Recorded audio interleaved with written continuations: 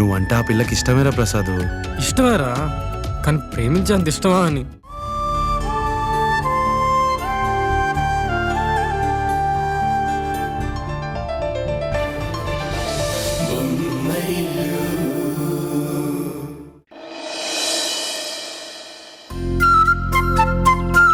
నా నుంచి లాక్కోవడం కాదు, చేతనైతే ప్లే చేసి చూపించండి.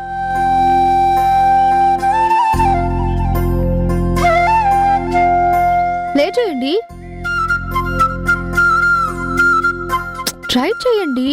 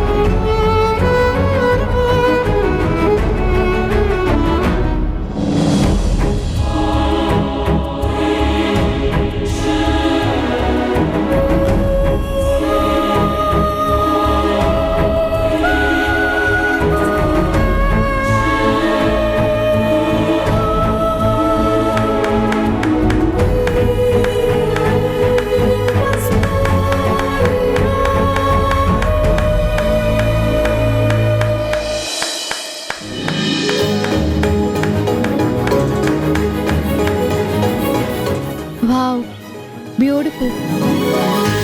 చూసారా, సంగీతం మిమ్మల్ని వదిలేసి ఎక్కడికో వెళ్ళిపోయింది అన్నారు. ఎక్కడికి వెళ్ళిపోలేదు, అదింకా మీతోనే ఉంది,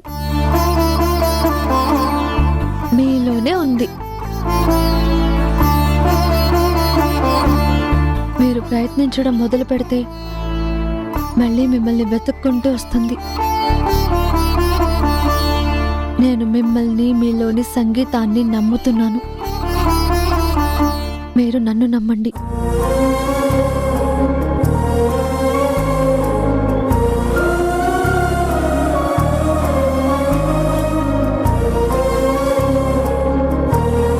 ఈయనలో మార్పు కొద్దిగా మొదలైనట్టుంది.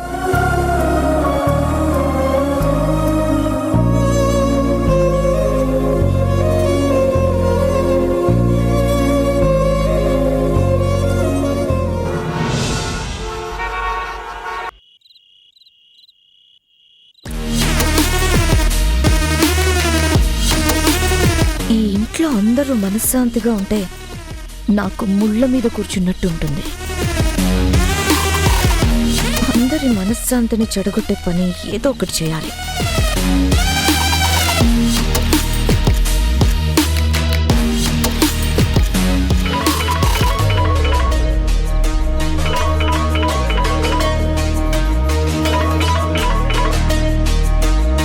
చెప్పు మేఘన. హలో హలో అత్తయ్య, అత్తయ్య వినిపిస్తుందా? నేను మేఘనని మాట్లాడుతున్నాను. ఎందుకలా అరుస్తున్నావు మేఘన? నువ్వు అరిచే అరుపులకి ఫోన్ అవసరం లేదు. నువ్వు మామూలుగా మాట్లాడితేనే ఇక్కడికి వినిపించేలా ఉంది. సారీ అత్తయ్య, నిన్న ఫోన్ చేస్తే సరిగ్గా వినిపించలేదని ఈ రోజు కాస్త గట్టిగా అరిచి మాట్లాడాను. సరే, ఇంతకీ విషయం ఏంటో చెప్పు. అత్తయ్య, మీరు లేని సమయం చూసి ఇక్కడ పెద్ద సునామీ సృష్టించేస్తున్నారు అత్తయ్య. దేని గురించి మాట్లాడుతున్నావు నువ్వు? మీరు ఇన్ని రోజులు ఏదైతే అవ్వకూడదని అనుకున్నారో అందరూ కూడబలుక్కొని అదే చేసేస్తున్నారు. మేఘన, తిప్పి తిప్పి చెప్పకుండా ఉన్న విషయం స్ట్రైట్ గా చెప్పు. అయ్యో అదే అత్తయ్య, ఇన్ని రోజులు కిరణ్ని ఉషాని బయటికి పంపకుండా కాళ్ళకి సంకెళ్ళు వేసినట్టు ఇంట్లోనే మీరు కూర్చోబెట్టారు కదా. ఇప్పుడేమో అందరూ వాళ్ళ భుజాలకి రెక్కలు కట్టి ఎక్కడికో టూర్కి పంపించేశారు. హలో అత్తయ్య, వింటున్నారా? అత్తయ్య, మీరు లేని టైం చూసి వీళ్ళంతా వాళ్ళకిష్టం వచ్చినట్టు తైతక్కలాడుతున్నారు. అదంతా నేను వచ్చిన తర్వాత చూసుకుంటానులే. ఇదేంటి అత్తయ్య ఇంత ఈజీగా వదిలేస్తున్నారు? సరే, ఇంకేమైనా చెప్పాలా? అయ్యో అత్తయ్య, ఇంకొక ఇంపార్టెంట్ విషయం చెప్పాలి. నాకు మీటింగ్ ఉంది. ఒకే ఒక్క నిమిషం ఇస్తున్నాను. ఏం చెప్పాలనుకుంటున్నావో సూటిగా చెప్పు. అంటే అత్తయ్య, ఇన్ని రోజులు మన ఫ్యాక్టరీ మీద ఎవరి కన్ను పడంది, ఇప్పుడు మాత్రం ఎక్సైజ్ డిపార్ట్మెంట్ వాళ్ళ కన్ను ఎందుకు పడిందంటారు? ఎందుకో నాకెలా తెలుస్తుంది మేఘన? ఈ ప్రశ్న అడగడానికేనా నా టైం వేస్ట్ చేస్తున్నావు? అది కాదు అత్తయ్య, మన ఆఫీస్లో కానీ ఫ్యాక్టరీలో కానీ పని చేసే వాళ్ల వల్ల ఇలాంటి పని జరిగిందేమో అని నా అనుమానం.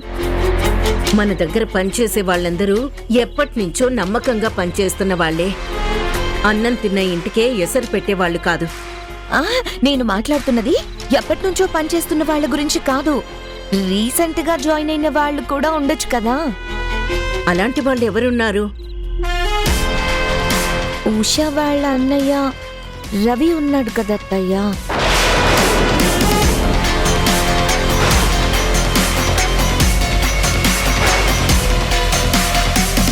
చూడండి అత్తయ్య, ఉషా మన ఇంట్లో ఎప్పుడు అడుగు పెట్టిందో ఇంట్లో లేనిపోని సమస్యలు మొదలయ్యాయి.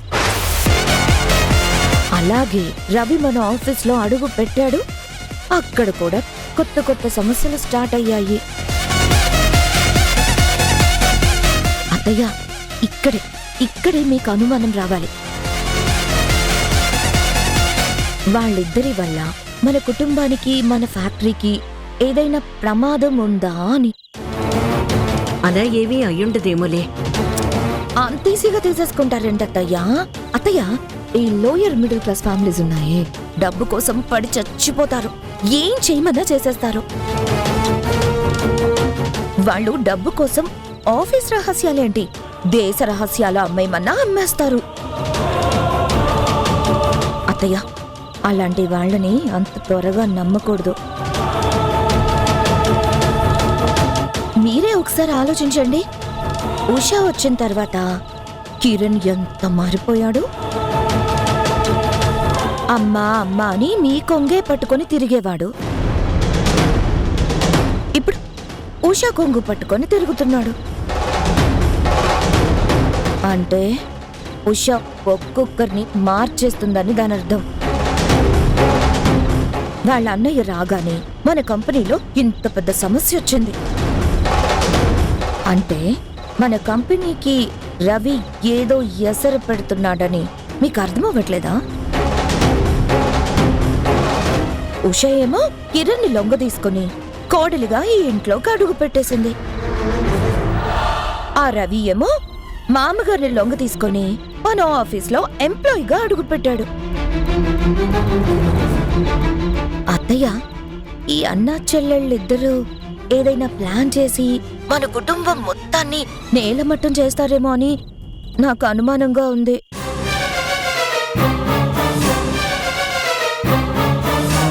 మేఘన, నువ్వు మరీ ఎక్కువగా ఆలోచించకు. వాటన్నిటి గురించి నేను కేర్ తీసుకుంటాను. నేను ఒకరి గురించి చెడుగా చెప్పాలని ఇదంతా చెప్పట్లేదు, మిమ్మల్ని కంగారు పెట్టాలని చెప్పలేదు. ఏదో నాకొచ్చిన అనుమానం మీ ముందు పెట్టానంతే. ఎంతైనా ఈ ఇంటి పెద్ద కోడల్ని కదా, ఆ మాత్రం బాధ్యత నాకు ఉంటుంది కదా. అందుకని ఉంటానత్తయ్య, మీ ఆరోగ్యం జాగ్రత్త.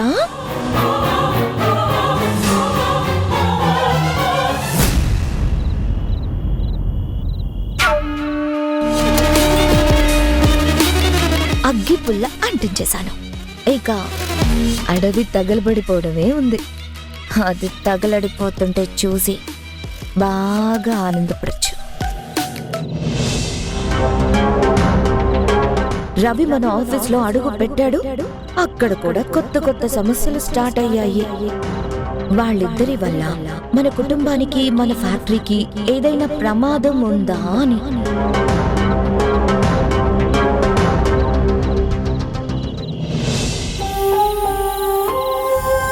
మావయ్య గారు కోరుకున్నట్టు, డాక్టర్ గారు చెప్పినట్టు ఆయనతో పాటు ప్రపంచానికి దూరంగా వచ్చాము.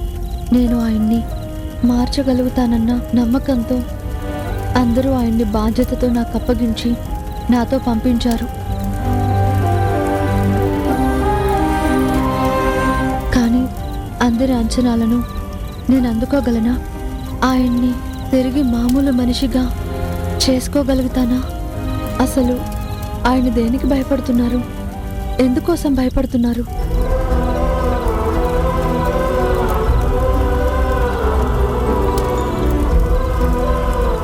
ఈయనలో ఉన్న భయాన్ని కూడా ఈయన జయించాలి అంటే ఈయనకి ధైర్యం అనే ఆయుధం కావాలి. ఆయనలోనే ధైర్యం అనే ఆయుధం ఉందని ఆయనకి ఎలా చెప్పాలి? ఆయన ఏదైతే కోల్పోయానని, వేటికైతే దూరం అయ్యానని అనుకుంటున్నారో వాటికి ఎప్పటికీ ఆయన దూరం కారు అన్న భరోసా నేను ఇవ్వాలి. ఇది నా ముందున్న చాలా పెద్ద లక్ష్యం. ఈ లక్ష్యాన్ని నేను చేరుకోగలనా? ఇక్కడేం చేస్తున్నావు? నా సంగతి పక్కన పెట్టండి. మీరు ఇంకా పడుకోలేదా? నిద్ర రావడం లేదు. ఎందుకు? నచ్చే మనిషి పక్కనే ఉంటే ఆ చోటు కూడా మనకి ఇష్టంగా మారుతుందని నిన్నెవరో చెప్పారు.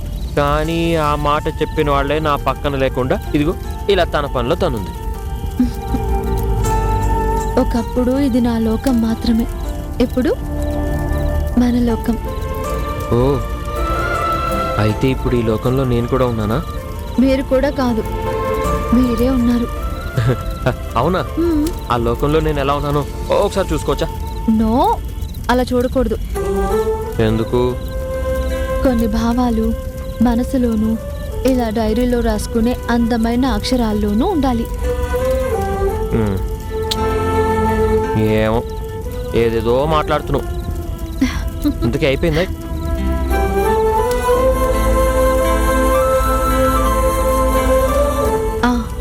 అయిపోయింది, వెళ్దాం పదండి.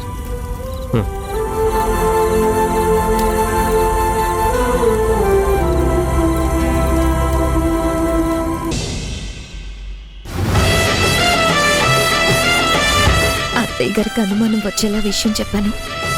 అక్కడ ఆవిడ రియాక్షన్ ఎలా ఉందో ఎలా తెలుస్తుంది?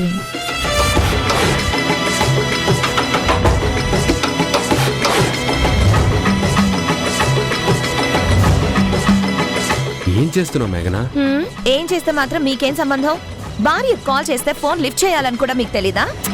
ఏదో పనిలో ఉండుంటాను, నీ కాల్ లిఫ్ట్ చేయలేదని ఇప్పుడు గొడవ స్టార్ట్ చేస్తావా? అవునవును, ఊళ్ళో వాళ్ళ కాల్స్ అన్ని మాట్లాడడానికి మీకు టైం ఉంటుంది, కానీ పెళ్ళం కాల్ మాట్లాడడానికి టైం ఉండదు. ఒకవేళ లిఫ్ట్ చేసినా ఏముంటుంది? నేను ఒక ఫంక్షన్కి వచ్చాను, ఇక్కడ అందరూ నా చీర బాగుందన్నారు, నగలు బాగున్నాయన్నారు, నేను బాగున్నానన్నారు అని వేగా నువ్వు చెప్పేది. వాళ్ళు నీ కాంప్లిమెంట్స్ ఇచ్చారో లేదో తెలియదు, కానీ నేను నీ కామెంటరీ వినలేక చావాలి.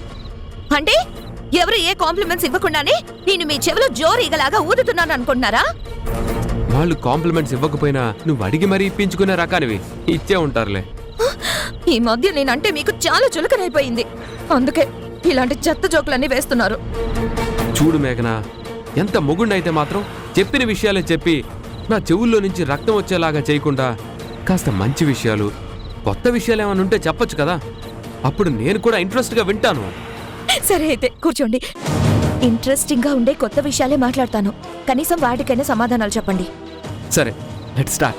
ఇంతకీ ఏం మాట్లాడాలనుకుంటున్నావు? ఉషా కిరణ్ ఇంట్లో నుంచి వెళ్ళినప్పటి నుంచి చూస్తున్నాను, తరుణ్ కూడా ఇంట్లో కనిపించడం లేదు. ఏమయ్యాడు? ఎక్కడికి వెళ్ళాడు?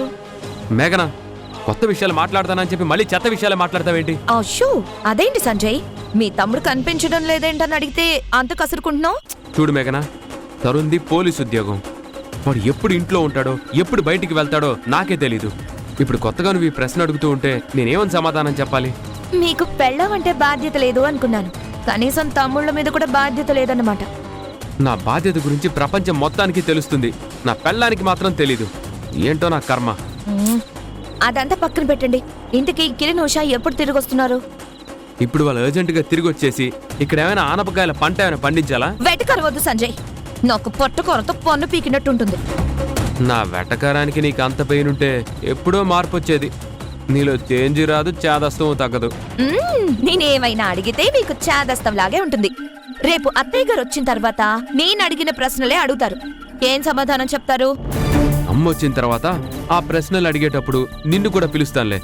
అప్పుడు నేను మా అమ్మకి ఏం సమాధానం చెప్తున్నానో నువ్వు కూడా దగ్గరుండి వినొచ్చు. మా అమ్మ నన్ను ఏమైనా తిడితే అది కళ్ళారా చూసి ఆనందపడొచ్చు. సరేనా?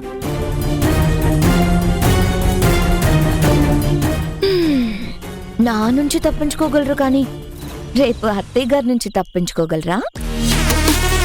అయినా మంట ఎక్కడ పెట్టాలో అక్కడ పెట్టేశాను.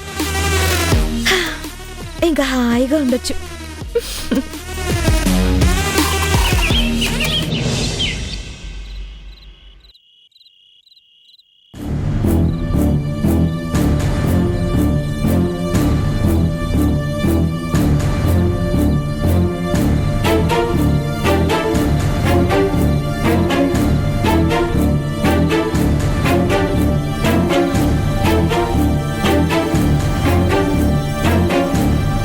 సోనీ, ఎక్సైజ్ డిపార్ట్మెంట్ చీఫ్ తో మాట్లాడమన్నాను. మాట్లాడావా? మాట్లాడాను మేడం. రేటింగ్ అవాయిడ్ చేయడానికి ఒప్పుకున్నారా? లేదు మేడం, అకౌంట్స్ ఎంత పర్ఫెక్ట్గా ఉన్నా రైడింగ్ మాత్రం తప్పదు అంటున్నారు. మన కంపెనీ ట్రాక్ రికార్డ్, మార్కెట్లో మన గుడ్ విల్ ఇవన్నీ తెలిసాక కూడా రేటింగ్ కోసం ఎందుకు పట్టుబడుతున్నారు? ఎవరో మన కంపెనీలో పనిచేసే వాళ్లే వాళ్ళకి ఇన్ఫర్మేషన్ ఇచ్చారంట మేడం. అయినా మన కంపెనీ గురించి రాంగ్ గా ఇన్ఫర్మేషన్ ఇచ్చేవాళ్ళు ఎవరు ఉంటారు? చూడండి అత్తయ్య, ఉషా మన ఇంట్లో ఎప్పుడు అడుగు పెట్టిందో ఇంట్లో లేనిపోని సమస్యలు మొదలయ్యాయి. అలాగే రవి మన ఆఫీస్ లో అడుగు పెట్టాడు, అక్కడ కూడా కొత్త కొత్త సమస్యలు స్టార్ట్ అయ్యాయి.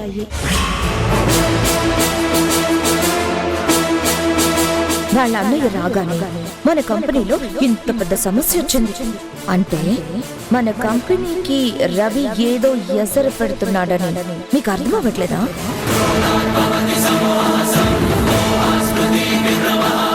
సోనీ, ఒక పంచి మన కంపెనీలో లాస్ట్ 1 month లో జాయిన్ అయిన వాళ్ళ పేర్లు, వాళ్ళ ఫోన్ రికార్డ్స్, వాళ్ళ సిస్టమ్స్ నుండి బయటకు వెళ్ళిన మెయిల్స్ అన్ని డీటెయిల్స్ నాకు కావాలి. 1 hour, జస్ట్ 1 hour లో నా ముందుండాలి. Okay madam.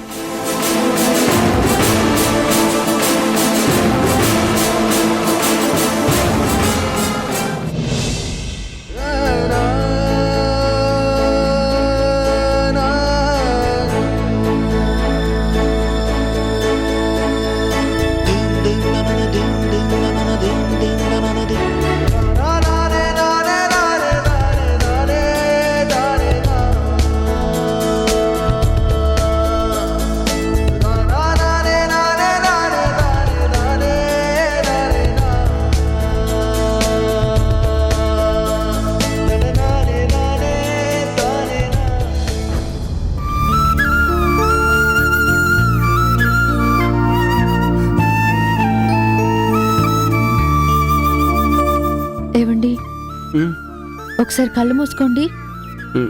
ఎందుకు? మూసుకోండి చెప్తాను. ఇలా ఎంతసేపు? నేను తెరవమని చెప్పేంత వరకు. అప్పటిదాకా నేనేం చేయాలి? నేనిప్పుడు మిమ్మల్ని కొన్ని ప్రశ్నలు అడుగుతాను. వాటికి మామూలు మాటల్లో కాకుండా మీ మనసుకొచ్చిన భాషలో సమాధానం చెప్పాలి.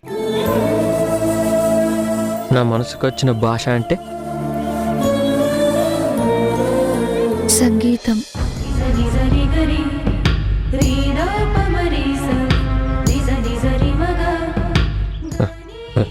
సంగీతమా? అవును, నాకు తెలుసు మీకు సంగీతం దూరం అయిపోయింది అని. కానీ ఒక్కసారి నేర్చుకుంది ఎంత మర్చిపోయినా మనసు లోతుల్లో, జ్ఞాపకాలలో ఏదో ఒక మూల ఎంతో కొంత నిక్షిప్తమై ఉంటుంది.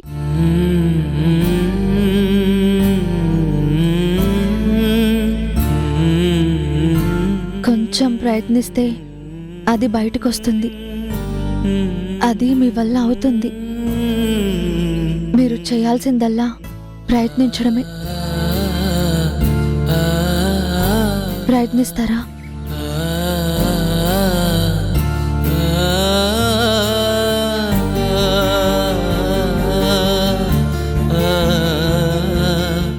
అలాగే.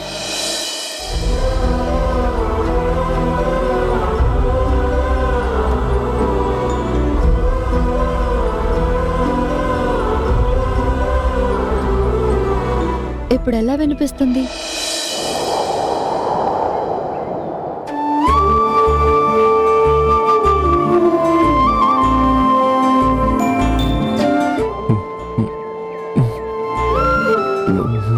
మురళి గానం వచ్చి గుండెని మెత్తగా తాకుతున్నట్టు అనిపించింది.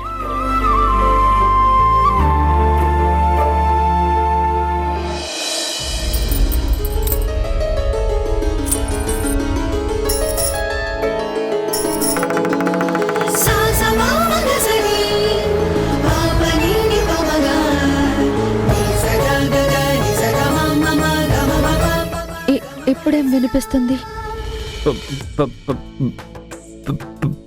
ఆ పాట మధ్యలో అప్పుడప్పుడు జలపాతంలో వచ్చే గమకాల ధ్వనిలా వినిపిస్తుంది.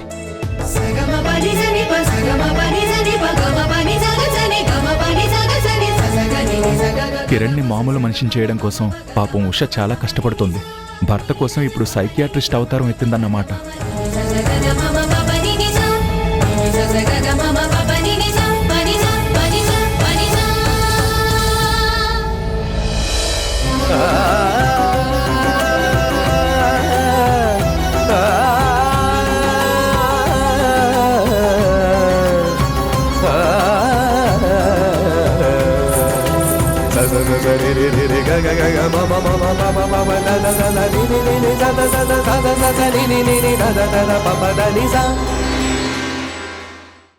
ఎంత ప్రయత్నించినా